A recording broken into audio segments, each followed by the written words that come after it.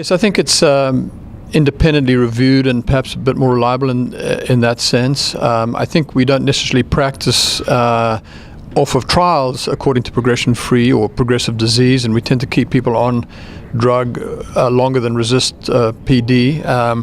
So I think the progression-free survival is perhaps a bit of a clinically less relevant endpoint than time to failure, but we also had that captured in the study as well. So I think it's a good study in that respect.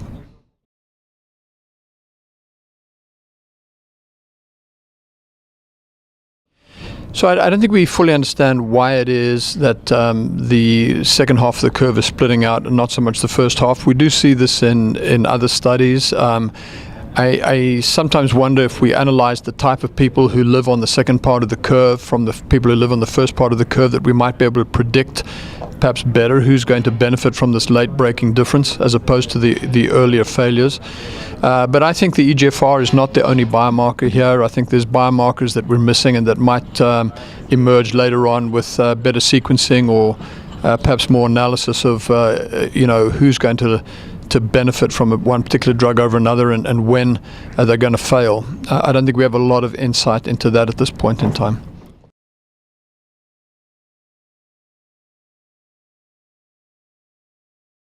So I think the hazard ratio is a more reliable indicator of overall benefit. I think the medians tend to be not that different, but there tends to be the second half of the curve is where the separation often occurs, and I think the hazard ratio is a better way of capturing that than the median difference.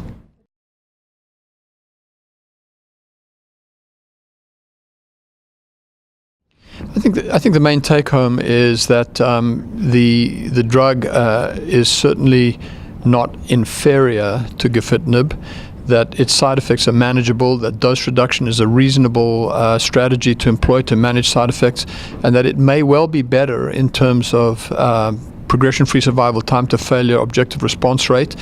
The survival data is immature at this point, and so I think we're all going to be interested to see what kind of a signal that generates, perhaps in a year or so when it does become available.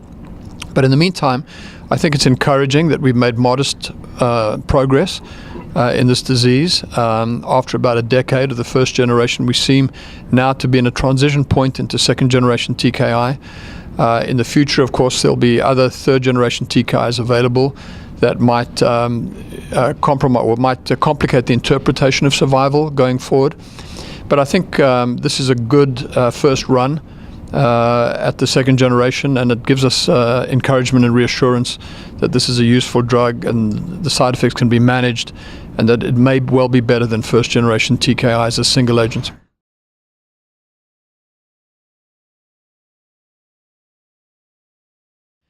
Yes, I think it will. I think there was a little bit of a question mark hanging over the difference between deletion 19 and 0.21 as to whether afatinib was equally applicable.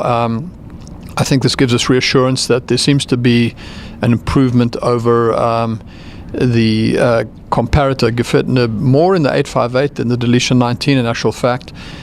So I think there's more comfort now that this could be used in both deletion 19 for its survival benefit over chemotherapy, which we learned from previous studies, LUX-Lung 3 and LUX-Lung 6, and in the exon 21 situation where it does seem to have a significantly higher response rate compared to gefitinib. So I think this was an interesting study.